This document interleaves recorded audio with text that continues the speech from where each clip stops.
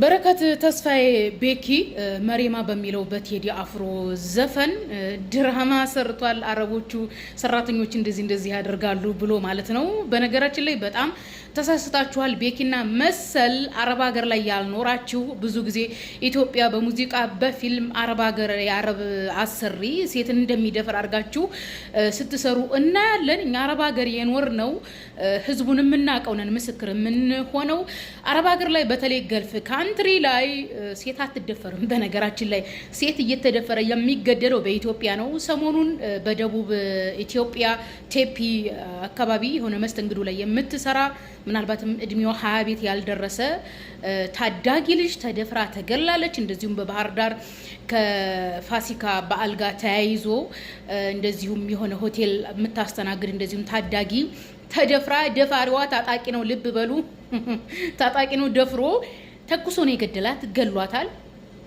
አልተያዝም ሰውየው። ኢትዮጵያ ውስጥ ነው እንደዚህ አይነት እየደፈረ የሚገድል ወንድ ያለው እንጂ አረብ በጣም የተከበረ ህዝብ ነው።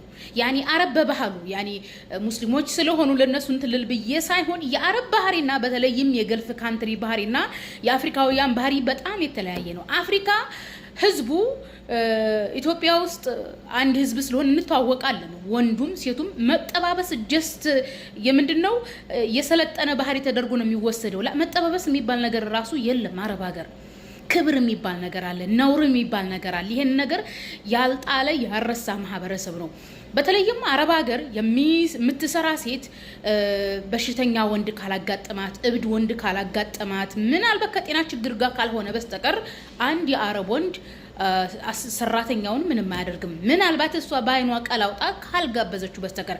በተለይም እኔ የአረብ ወንድ ማለት ነው የአረብ ባህሪው ባህላቸው በጣም ከሚገርመኝ ነገር አንድ ሴት አግብቻለሁ ባለትዳር ነኝ ካለች አይነካም። እኔ በጣም የሚገርመኝ ነገር ማለት ነው አግብቻለሁ ያለችን ሴት አይነካም።